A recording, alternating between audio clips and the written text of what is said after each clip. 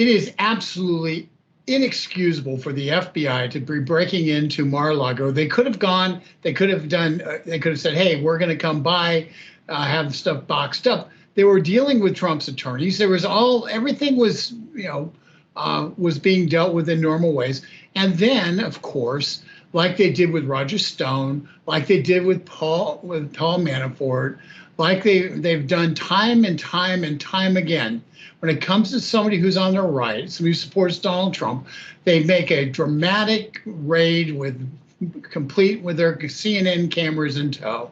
And this is not about justice. It's not about trying to get materials for the National Archives of all things, is what the FBI is saying now. Oh, we decided to exercise a break-in search warrant on the former president of the United States because we wanted to collect some materials for the National Archives.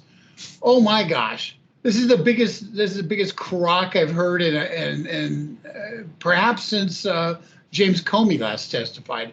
But this is it's insane, it's evil, and it's the Rubicon.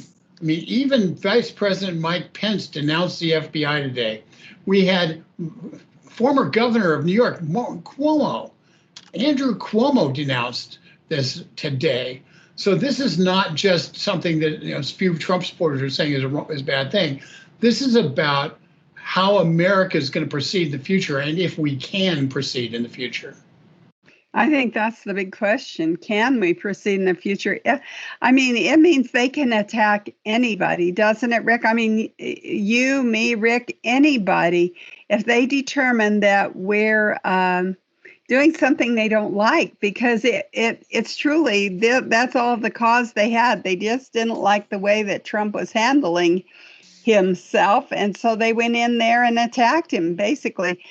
He wasn't there at Mar-a-Lago, so it wasn't him personally, so I don't get that either, why they would attack an empty house. 100 guys storm an empty house. Talk about that. Well, they did it for TV effect. They did it so they could have a big headline, because here's the ugly truth, Sharon. We saw Russia collusion. We saw the FBI collude with the Democrats, with the Hillary Clinton campaign and the Democratic National Committee, to try to entrap a president of the United States on false charges that they knew were false. They were all DNC contrived evidence. We saw that occur. And you know how many people went to jail for that? A very round number, 0. We still, every single one of those people have been made whole. They're all, so if there's no consequence to be a bad actor, there's no consequence when you go to court in DC, and the jury pool is all people who voted for Biden or voted for Hillary or voted for Obama. When the jury pool is filled with people who won't convict you on anything, then there's 0 consequence. And all of the positive is on your side, because people pat you on the back. Look at you, you took on the president, and there's a lot of cachet there. So listen, there is no downside on the left to being out of control, and that's going to remain the same until we hold some of these people accountable. We cost them their jobs, we cost them their pensions, and we cost them their livelihoods and capacity and their freedom. Till that occurs, there's no break on them. Okay, I wanted to talk too a little bit about it, since it was an empty house they attacked 100 of these guys.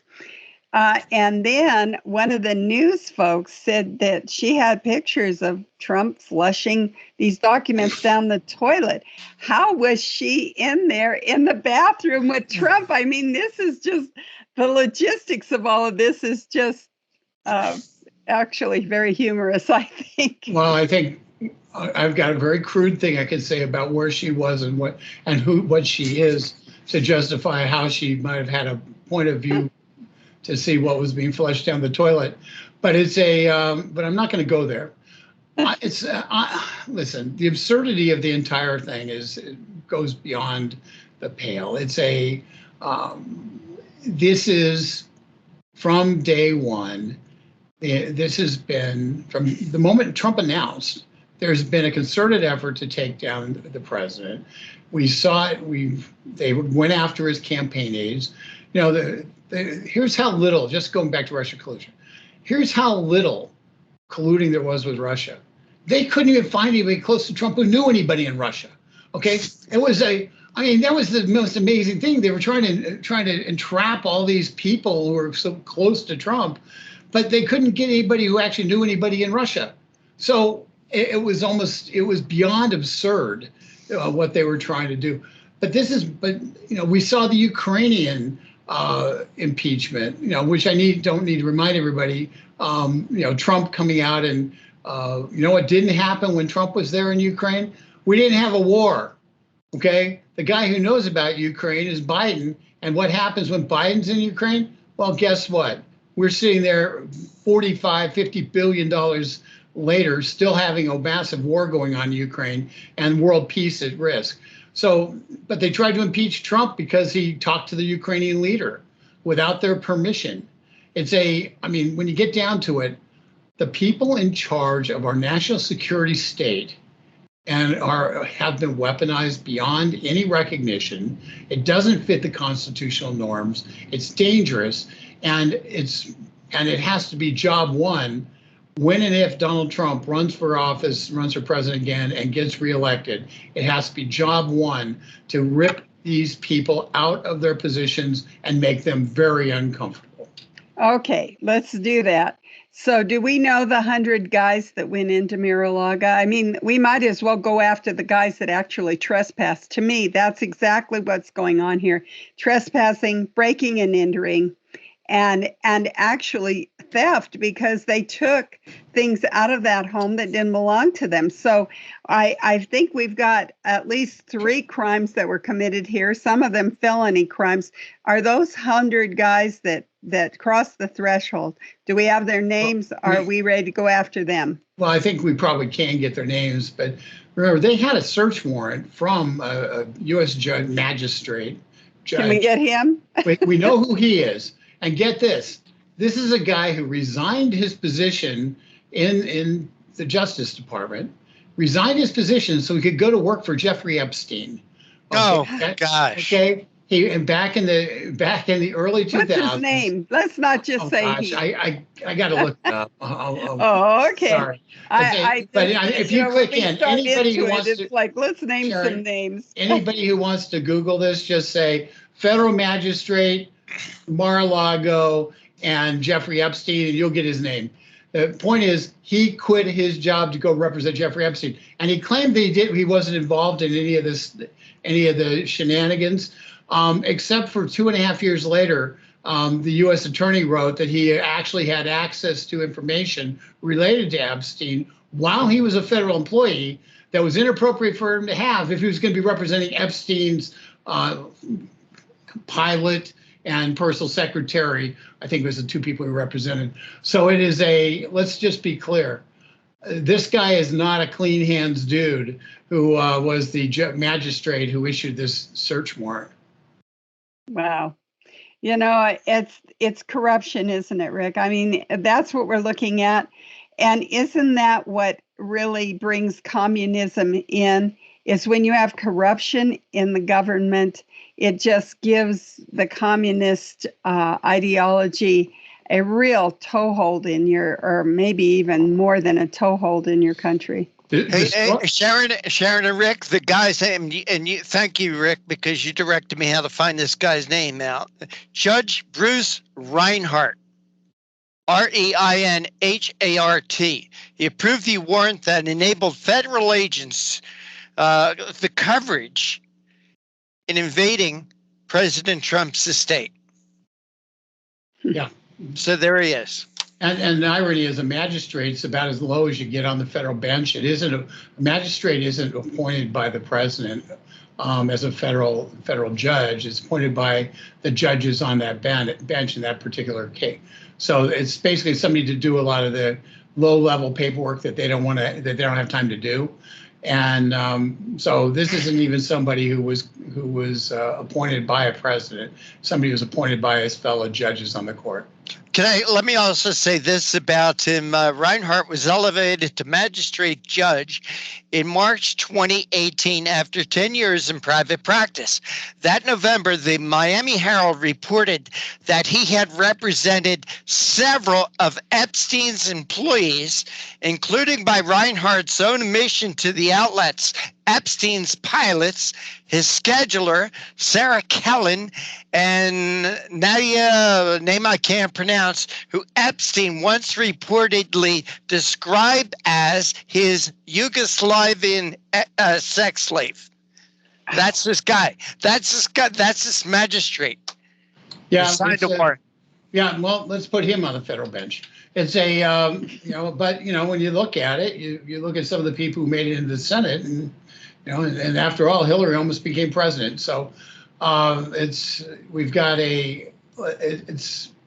sickening. It is corruption. And to answer your question, Sharon, about Marxism wins when people lose faith in institutions. You have to break faith, and people can depend upon the law to be treated, where people be treated equitably, where it's equal protection under the law. When you destroy the faith in the government to provide equal protection, you destroy the legitimacy of the government to exist. And in doing so, you open the doors to anarchy and eventually to a communist government that dictates all decisions, and so everything can be fair. This is part of how you destroy a country, and it's being done in spades by this administration, by this attorney general, and by Joe Biden himself, because he had to have approved this. He had to have approved this. It's just amazing to me, Rick, how our country, you asked the question early on in the interview, how do we come back from this? And I'm waiting to come back from the break because I want your answer. If you have one, I'll give you the break to think that over. We are coming to you from the Conservative Commandos Network studios and around the world on the internet with iHeartRadio, TuneIn, Net Talk America, and the AM FM 24/7.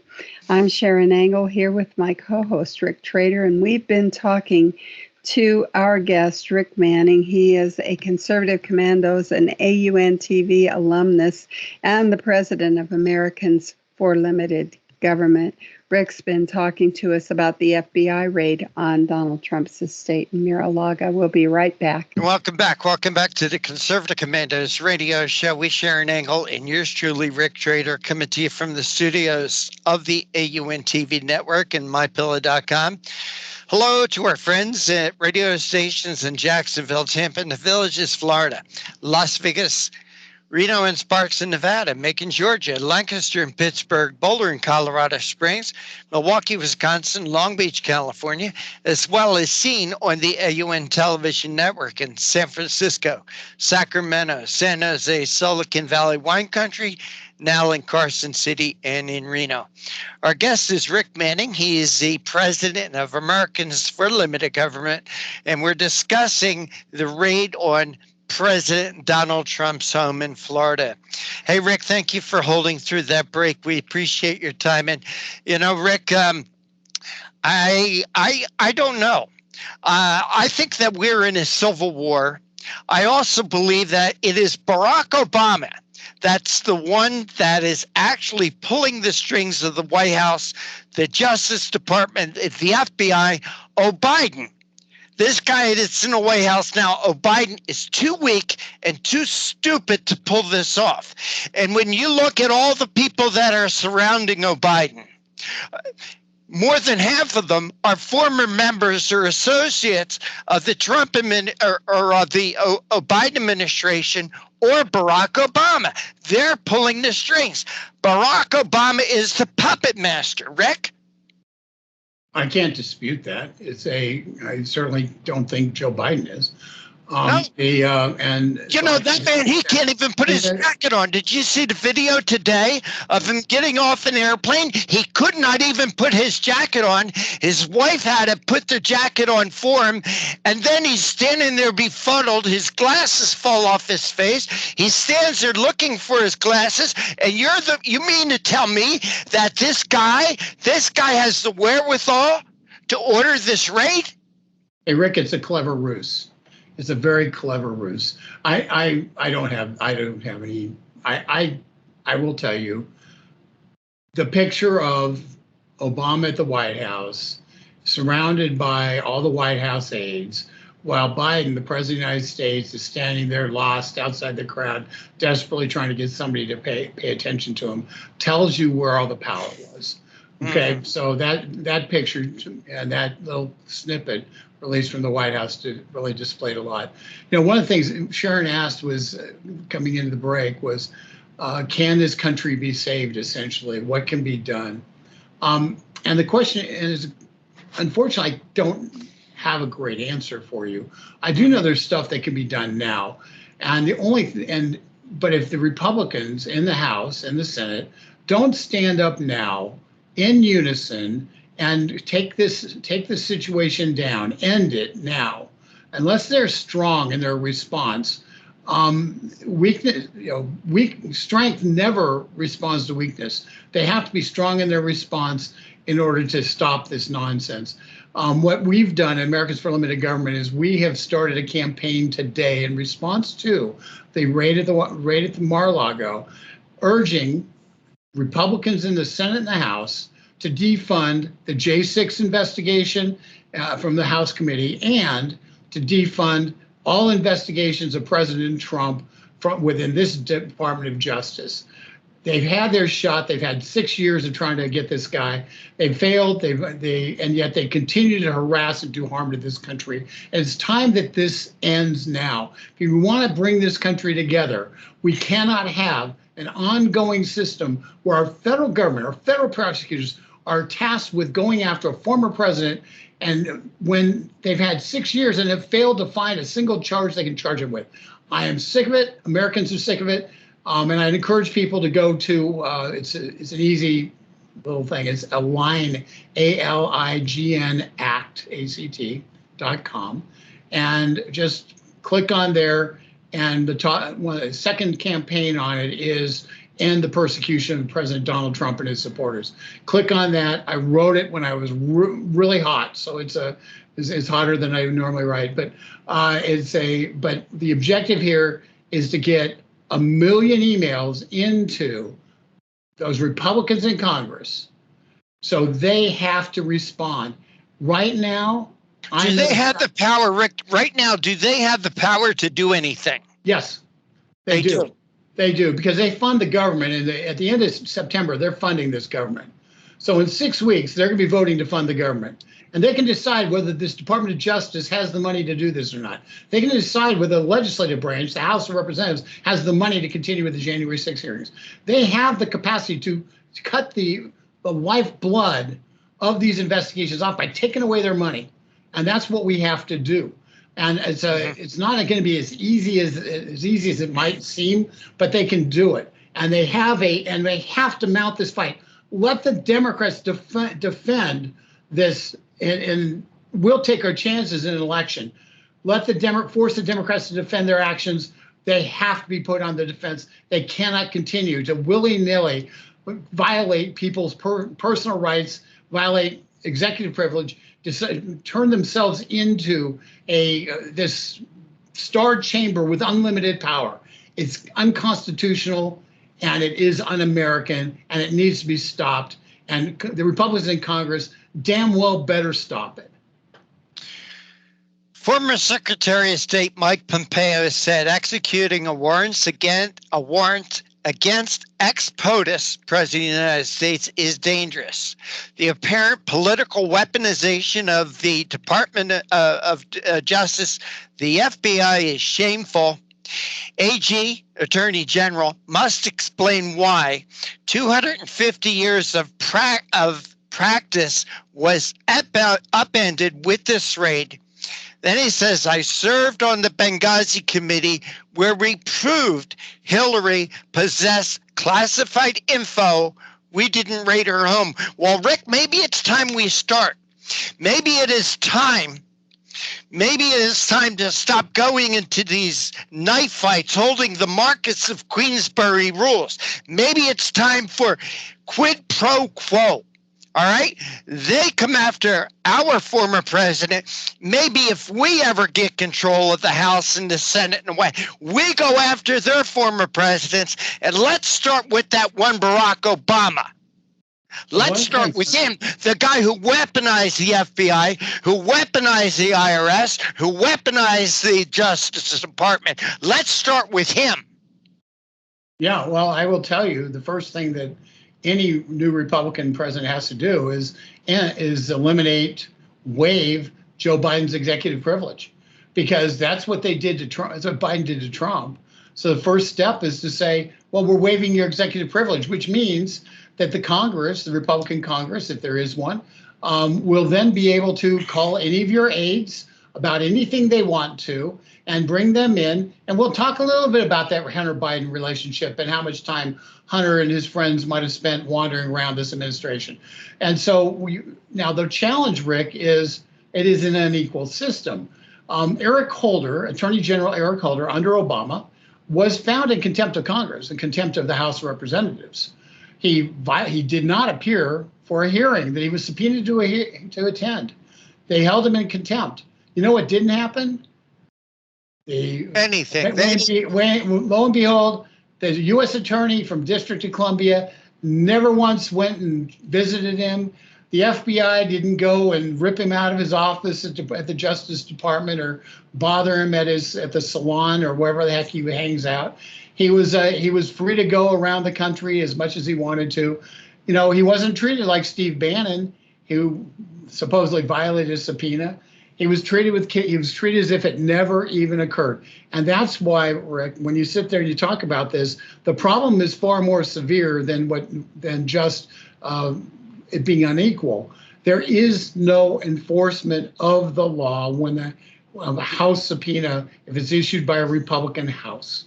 That is the reality. And if you happen to have gotten those people in front of a court, in front of a judge in the District of Columbia, you would have 12 jurors who all voted for that person or his party, and so you can't get them convicted. So a couple of things have to happen. I'll give you some answers.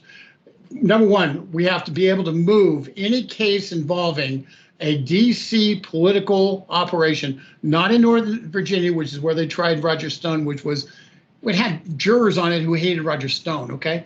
You can't have that circumstance. We have to move them out to the real world, okay? Yeah. And so we set up a court, so we should just designate, they go to Omaha, okay? If you're charged here, you go to Omaha. Let the people in Nebraska decide. I'll trust the Cornhuskers with that decision every single day. It'll be fair, it'll be even-handed, and Omaha is not a conservative city, so it'll be really much more even-handed. That's the way to do this. Do not allow justice to be meted on these kind of issues inside of the Washington, D.C. bubble, because the swamp will always protect the swamp. Yep, each and every time. Hey, Rick, you know, when Hillary and Bill Clinton left the White House, they took the White House with them.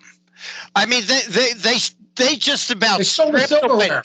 They stole everything that they could. Now, I highly doubt that Donald Trump actually did the packing. They had 6 hours to vacate the White House. 6 hours. Right. I bet there was an army of people that come in and packed up everything for him. That's number one. Number two, what were they looking for in this raid? I'll tell you what they were looking for. Not things that belong to the National Archives. They are looking for anything, any little piece of evidence that they can hang anything on Donald Trump. Correct. I don't care if they found out he picked his nose in the White House. They're going to find out. They're going to accuse him with him. They're going to indict him for picking his nose in the White House. Well, you know what I mean? I'm being facetious here, but they're looking for anything, any piece of dirt on him. I think you're looking. It has nothing to do with what belongs to the National Archives. It has everything to do with finding any evidence that they can hang on Donald Trump. an FBI that participated in this raid can't be trusted with the chain of custody of the documents that they took from the raid. And as a result, anything that they took from the raid, because Trump's attorneys weren't allowed to observe what they were collecting, so anything that they took from the raid can in fact be contaminated with evidence that's added after the fact. They are not trustworthy. They're political actors. They cannot, nothing that they have done shows any good faith or any following the law. And it would be absurd to assume, even if the stuff, it could have been packed and completely legit going to Mar-a-Lago. I'm kind of confident Donald Trump didn't actually unpack his own stuff. Given that, anything they collected, who knows what they added? Heck, I'll give you one just quick example. Remember that story that there was somebody had a Lego of the White House, and there are all those jokes about they're planning the raid of the White House using a Lego White House or a U.S. Capitol. Remember those stories?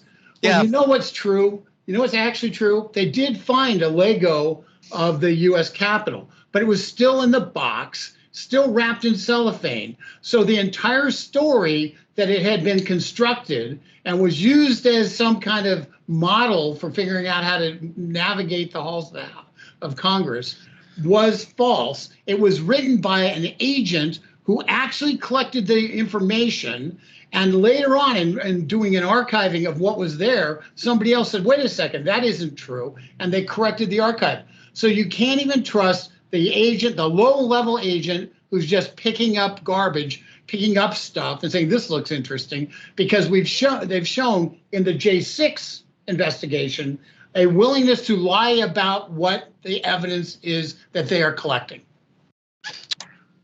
Rick, we'll have to wrap it up real quick because we definitely went long on this segment, but I think we did it for reasons. You talk about unison, and I'll tell you where I saw unison last night, Rick Manning. On MSNBC, CNN, and all the other mainstream alphabet networks, with all their cheering and the words that they were using was in lockstep and in unison. Rick, they were prepared. I believe that they were prepared, that they knew this was happening because their talking points were right on cue with each other. And that just doesn't happen. It just doesn't happen. It's planned. It's organized. It was triggered. And this has been a long-term political planned assault on President Trump, culminating with this raid, all under false pretenses and all scripted out. Remember, the January 6 hearings are being produced by a TV producer. These aren't hearings. The J6 hearings are not hearings. They are a made-for-television production, and that's what this Mar-a-Lago raid was, a made-for-TV production. Rick Manning, president of Americans for Limited Government. Rick, give out all those websites again. Sure. Encourage people to go to your website. Emails, we got to get those emails. We got to let Congress know we're not going to put up with this anymore. Okay, I'm going to give you two different websites here. dailytorch.com is where you should subscribe in order to get all of our information and get the latest on what's happening with the raid in Mar-a-Lago, but a lot of other things. I've got an article coming up tomorrow on the IRS, expansion of the IRS, I think is interesting. Yeah. How we can deal with that, because I believe we're going to shut that down on September 30th. We're not going to allow that to get funded. So dailytorch.com, and then just write this down.